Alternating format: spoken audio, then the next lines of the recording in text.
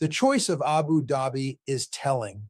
Neutral, discreet, and strategically distant from Europe's capitals, the venue reflects a calculation shared by all parties. Negotiations must be shielded from the political storms that swirl elsewhere, yet no amount of insulation can separate these talks from the battlefield realities that frame them. According to verified international reporting, the hours leading into the meetings were marked by a concentrated barrage against Ukraine's energy and transport infrastructure, strikes time to impose cost, shape expectations, and assert bargaining power before a single word was exchanged. This is not incidental, it is coercive bargaining. Ukraine's delegation arrives carrying a language of justice and durability, of a peace that must deter future aggression rather than reward it. Russia's delegation arrives speaking inevitability, of decisions yet to be made in Kiev, of conditions yet to be met before guns fall silent. The United States, brokering and convening, arrives with a different imperative altogether: to stop a war that is draining allies, reshaping global alignments, and normalizing escalation in Europe. But imperatives do not erase contradictions. As the talks open, accusations fly. Kyiv charges that commitments to spare energy infrastructure were violated even as temperatures plunged, plunging neighborhoods into darkness. Moscow counters that military operations continue until political decisions are taken, language that frames war not as a breakdown of diplomacy, but as its continuation by other means. Washington's messaging splits the difference, urging progress while publicly acknowledging pauses, however brief, as gains in a conflict measured in suffering. In realist terms, each side is doing exactly what power politics predicts. Russia applies pressure to negotiate from strength. Ukraine resists concessions that would institutionalize vulnerability. The United States seeks an off-ramp that preserves credibility without inviting precedent. The problem is that these objectives collide at the center of the table. What makes this round different is not novelty, but proximity to exhaustion. The war's fourth year approaches with front lines that have moved at extraordinary human cost and marginal territorial change. Russia has gained ground incrementally, paying dearly to do so, betting that manpower, industry, and time favor endurance. Ukraine has held, adapted, and countered, betting that Western support, technology, and national resolve can offset asymmetry. Both bets are costly. Neither is guaranteed. The opening day yields careful words and little else. Substantive, say the Ukrainians. Progress, say the Russians. No breakthroughs, no maps agreed, no timelines announced. Outside the conference rooms, life continues on the battlefield. Railways struck to choke logistics, power plants damaged to sap morale, air defenses tested nightly by waves of drones and missiles. The separation between talk and action is thin and shrinking. The United States' role looms large and awkward. As broker, it must corral incompatible demands while managing alliance politics at home and abroad. As guarantor in waiting, it must consider what commitments are credible, enforceable, and politically sustainable. And as a strategic actor, it must weigh the global consequences of either outcome: a settlement that halts killing but legitimizes force, or a stalemate that entrenches war as a permanent feature of European security. None of these choices are clean. The central dilemma emerges immediately: territory versus deterrence. Russia seeks recognition, explicit or implied, of control over swaths of eastern Ukraine, regions rich in resources and symbolism alike. Ukraine insists that any settlement freezing gains without ironclad guarantees invites repetition. Opinion inside Ukraine reflects this fear. Societies asked to trade land for peace often find that peace does not last. History in this region is unforgiving. Meanwhile, the weather itself becomes a combatant. Winter magnifies the impact of energy strikes. Cold turns outages into emergencies. Timing matters. Strikes delivered as talks begin are not only military acts, they are negotiating statements, etched into the lived experience of civilians. This is pressure translated into pain. International reactions sharpen the stakes. European leaders warn that bombardments undercut confidence in diplomacy. Defense packages accelerate. Financial backstops are approved to keep Ukraine solvent through another year of war if necessary. The conflict, in other words, is being institutionalized even as negotiators attempt to unwind it. That paradox, planning for continuation while pleading for conclusion, defines this moment. Abu Dhabi thus becomes a mirror of the war itself. Controlled environments housing uncontrollable forces. Delegations synchronize positions while missiles disrupt daily life. Press statements promise patience while timelines compress. Every actor claims seriousness. Every action tests it. The danger here is not that talks fail. Talks fail often. The danger is that talks succeed only partially, producing pauses without solutions, freezes without guarantees, agreements without enforcement. Such outcomes do not end wars, they defer them. They transform hot conflict into suspended conflict, primed for relapse. As the second day approaches, expectations are managed downward. Hopes for another pause and strikes flicker, tempered by experience. The battlefield remains active. The language remains hard. And the clock, political, military, human, keeps ticking. Diplomacy has returned to the table. War has not left the room. Every war eventually reaches a table where maps are unfolded, lines are drawn, colors are reassigned, and what looks like geometry on paper represents lives uprooted, cities scarred, and futures constrained. In Abu Dhabi, those maps sit at the center of the room, even when no one explicitly places them on the table. The fundamental dispute is deceptively simple: land. Russia occupies roughly one-fifth of Ukraine, but this is not empty terrain. It is the industrial heartland of the Donbas, fortified urban centers layered with trenches and concrete, regions laced with coal, metals, and logistics arteries that feed both economy and war machine. Control of this land is not merely symbolic for Moscow, it is strategic depth, economic leverage, and proof that force reshapes borders. For Ukraine, the same land is existential. Ceding it would fracture the state's future and rewrite the lesson of the war in Moscow's favor. Kiev's negotiators know this. So does the Ukrainian public, which polls consistently against any settlement that exchanges territory for a promise of peace. The memory of past concessions, followed by renewed aggression, hangs heavily over every proposal. This is why the talks orbit around an impossible trade. Territory for security guarantees. Ukraine's position is anchored in deterrence. Freeze the conflict along current lines, yes, but only with guarantees robust enough to make another invasion irrational. Guarantees that are not aspirational but enforceable. Guarantees that carry consequences for violation. Kiev has signaled that any future ceasefire must be paired with commitments from Western partners that extend beyond rhetoric. From Moscow's perspective, such guarantees are unacceptable. They would constrain Russia's freedom of action and formalize a Western security architecture on its border.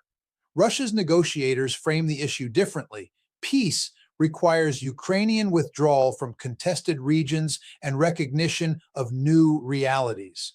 In realist terms, this is a demand for legitimacy after conquest. Between these positions, the United States attempts to broker space for compromise. But space is scarce. American envoys understand that guarantees must be credible to deter Moscow and politically palatable to Western publics. They also understand that recognizing territorial gains risks establishing a precedent that undermines international norms. This is the tightrope Washington walks: end the war without rewriting the rules that made it unacceptable in the first place. The battlefield intrudes constantly into this calculus. As talks proceed, Russian forces continue to press, advancing incrementally at staggering human cost. This is not blitzkrieg, it is attrition. Russia is betting that endurance, manpower, industrial output, tolerance for loss will eventually bend outcomes. Ukraine counters with resilience adaptation, and the expectation that Western support will hold. But endurance is not infinite. Western stockpiles strain, political unity wavers, elections loom. Every month of war compounds fatigue. Moscow knows this, and it shapes negotiation tactics accordingly. Delay becomes leverage, pressure becomes persuasion. Ukraine, in turn, warns that delay rewards aggression, that freezing lines today sets the stage for renewed assault tomorrow. Its negotiators argue that a peace without deterrence is not peace at all. It is an intermission. This clash of logics explains why even modest proposals stall. Withdrawals, demilitarized zones, monitoring regimes, each proposal collapses under scrutiny of enforcement. Who monitors? With what authority? What happens when violations occur? Who responds and how quickly? Recent reporting suggests Kyiv has sought assurances that persistent violations would trigger coordinated responses from Europe and the United States. This is an attempt to move deterrence from ambiguity to commitment. Moscow resists, understanding that binding guarantees would erode the very leverage it has gained. The talks, then, are less about compromise than about testing limits. Russia tests how much pain it can impose without provoking escalation that backfires. Ukraine tests how much resolve it can demonstrate without exhausting its partners. The United States tests whether diplomacy can still shape outcomes in a war defined by force. Maps remain folded, but the blood that colors them continues to flow. By striking energy systems during extreme cold, Moscow translated military capability into civilian pressure. Darkness and cold are not collateral. They are leverage. They compress public patience, strain governance, and test resilience. From a coercive bargaining perspective, the timing was precise. Escalate before talks to negotiate from strength. Ukraine's leadership responded by reframing the strikes as proof of bad faith. If agreements to spare energy facilities cannot be honored even briefly, what value do broader commitments hold? This argument resonates in European capitals already skeptical of Moscow's intentions. NATO leaders visiting Kyiv underscored that bombardment undermines confidence in peace. Yet confidence cuts both ways. From the Kremlin standpoint, pressure is what produces concessions. Pauses are tactical, not moral. War continues until political objectives are met. This framing allows Moscow to negotiate without conceding that diplomacy constrains force. The United States occupies an uneasy middle ground. Publicly, Washington emphasizes any reduction in strikes as progress, however limited. Privately, it recognizes that pauses without mechanisms are fragile. The risk is normalization. If attacks become routine even during talks, escalation thresholds erode. International responses accelerate accordingly. European states approve new air defense packages. Financial lifelines are extended to ensure Ukraine can endure another winter of strikes. The war becomes budgeted, planned for, at the same time negotiators seek to end it. This duality is dangerous. It signals resolve, but also acceptance of protraction. On the ground, escalation is granular and relentless. Drones saturate air defenses, missiles test interceptors, rail lines, Ukraine's logistical backbone, are hit to disrupt movement and morale. Each attack forces Kyiv to divert resources, recalibrate defenses, and reassure civilians. Each night of alarms is a reminder that talks have not yet changed reality. Russia's gains remain incremental, but they matter symbolically. Each captured settlement feeds the narrative of momentum. Each kilometer gained becomes a bargaining chip. The human cost, often staggering, remains secondary to strategic arithmetic. Ukraine counters by highlighting losses inflicted, defenses held, and international support deepened. It argues that time favors adaptation, that technology, training, and alliances can offset asymmetry, but time also exacts a toll. Fatigue is cumulative. So is grief. As the second day of talks proceeds, statements grow cautious. Progress, say Russian negotiators. Productive, say Ukrainians. Such words are placeholders, signals to domestic and international audiences that diplomacy is alive, even if outcomes are distant. The danger is performative peace, When talks exist primarily to demonstrate effort rather than to bind action, they risk becoming rituals. They provide cover for continued fighting. They manage optics without managing conflict. History offers many such examples, processes that outlasted their purpose. Abu Dhabi teeters on this edge, not because negotiators are insincere, but because incentives remain misaligned. Russia believes pressure improves terms. Ukraine believes pressure proves the need for deterrence. The United States believes pressure must be balanced by process. Each belief reinforces different actions. And so the war continues to speak loudly while diplomacy strains to be heard. Every prolonged war generates an illusion that there exists a clean ending just beyond the next negotiation, that if the right words are spoken, the right lines drawn, the violence will recede into history. The Russia-Ukraine war has reached the stage where that illusion is both necessary and dangerous. Three outcomes dominate the horizon. The first is a negotiated settlement that halts the fighting and establishes a durable security architecture. This would require concessions painful enough to be resisted and guarantees strong enough to be honored. It would demand political courage in Kyiv, Moscow, and Western capitals, and mechanisms to enforce compliance when violations occur. Such settlements are rare, but not impossible. The second is a frozen conflict. Guns fall mostly silent, lines harden, sanctions persist, militaries entrench. The war becomes a permanent background condition, managed, monitored, and periodically inflamed. This outcome is often mistaken for peace. It is not. It is a pause that stores energy for future release. The third is continuation by exhaustion. Fighting grinds on until one side's capacity collapses, economically, militarily, or politically. This outcome is the most destructive and the least predictable. It produces settlements dictated by weakness rather than agreement, and it leaves scars that shape generations. Which path Abu Dhabi leads toward depends less on statements than on structures. Can security guarantees be made credible without formal alliance commitments? Can territorial disputes be managed without legitimizing conquest? Can enforcement be automated to reduce the temptation of testing limits? These are not rhetorical questions. They are engineering problems of peace. Internationally, the stakes extend beyond Ukraine. The war tests whether borders in Europe are fixed or conditional, whether nuclear-armed states can revise neighbors by force and negotiate recognition afterward, whether deterrence still works when escalation is normalized. Economically, the costs ripple outward. Energy markets, supply chains, defense spending, all recalibrated around the assumption of prolonged instability. Politically, alliances strain under the weight of sustained commitment. Democracies debate priorities. Autocracies test thresholds. For Ukraine, the calculus remains stark. Peace without deterrence is surrender deferred.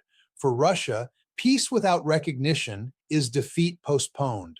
For the United States, peace without precedent is the narrow channel it seeks to navigate. Abu Dhabi will not resolve these contradictions overnight, but it clarifies them. As talks continue, the world should watch less for breakthroughs and more for frameworks. Less for promises and more for enforcement, less for pauses and more for permanence. Because wars do not end when negotiators shake hands. They end when the reasons to fight are removed or outweighed by the certainty of consequence. Until then, diplomacy remains necessary, fragile, and insufficient on its own. The maps are still folded, the guns are still loaded, and the future of Europe's security hangs not on hope, but on whether power can be constrained by agreement before exhaustion dictates the terms. That is the true test unfolding now, quietly, urgently, and under fire. Can security guarantees be made credible without formal alliance commitments? Can territorial disputes be managed without legitimizing conquest? Can enforcement be automated to reduce the temptation of testing limits? These are not rhetorical questions. They are engineering problems of peace.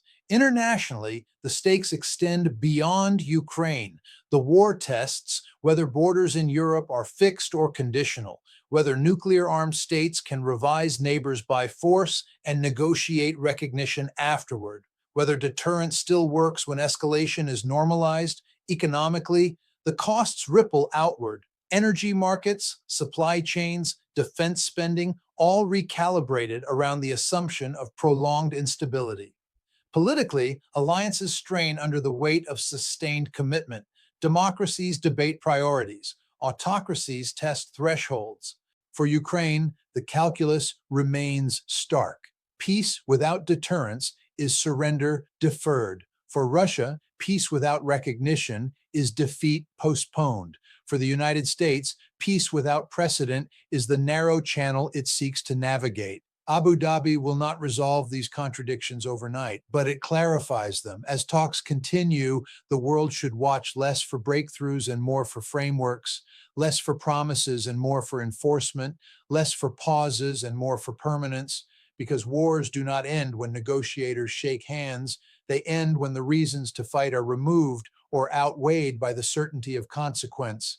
Until then, diplomacy remains necessary, fragile, and insufficient on its own. The maps are still folded, the guns are still loaded, and the future of Europe's security hangs not on hope, but on whether power can be constrained by agreement before exhaustion dictates the terms. That is the true test unfolding now, quietly, urgently, and under fire.